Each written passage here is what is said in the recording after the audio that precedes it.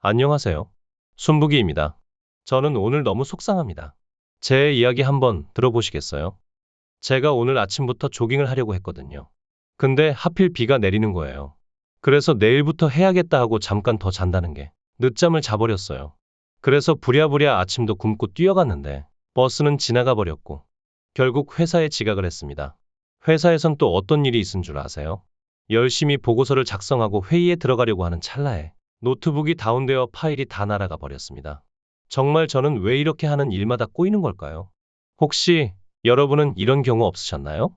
운전할 때 앞차가 갑자기 정지해서 사고 날 뻔한다거나 커브길에 동물이 갑자기 튀어나온다거나.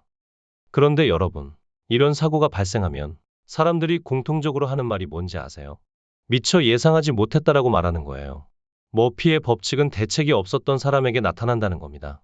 그렇다면 대책은 어떻게 세워야 할까요? 목표를 달성하기 위해 세 단계를 거칩니다.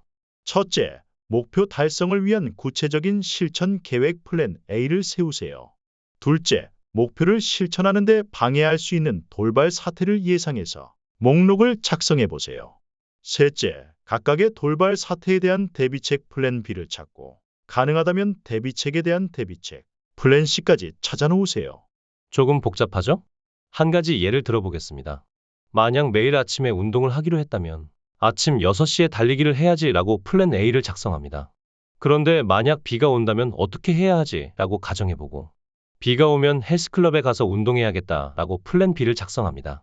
그런데 만약 헬스클럽이 문을 안 열었다면 라고 가정해보고 문을 닫으면 집에 와서 아파트 계단을 올라야겠다라고 플랜 C를 작성합니다. 이렇게 대비책을 세우면 어떻게 될까요? 계획이 어긋난다면 변명할 필요 없이 그럴 줄 알고 대비책을 만들어놨어라고 말하며 플랜 B, C를 실행하면 됩니다. 참 쉽죠? 실제로 최고의 경영자와 전쟁을 이끄는 장수는 그렇게 했고 위대한 정치가들도 이렇게 실행하고 있다고 합니다. 삼성전자가 최고의 실적을 기록했을 때 이건희 회장은 지금이 진짜 위기다. 10년 내 삼성을 대표하는 제품은 대부분 사라질 것이다. 라고 했고 정복자 나폴레옹은 전쟁의 모든 불리한 요소를 찾아 만약에? 라는 질문을 끊임없이 되풀이했다고 하고요. 우리도 어떤 목표를 정한다면 그 목표를 방해하는 요소들에 대한 플랜 B, C도 함께 만들어 보는 건 어떨까요? 제가 먼저 만들어 보았습니다. 여러분께 책을 공유하기 위해 하루 30분은 책을 읽을 거예요. 만약 책을 읽지 못한다면 못 읽은 시간을 기록해 놓고 주말에 읽을 겁니다. 만약 주말에도 시간을 내지 못한다면 다음 주는 운동을 가지 않고 부족한 시간만큼의 책을 읽겠습니다.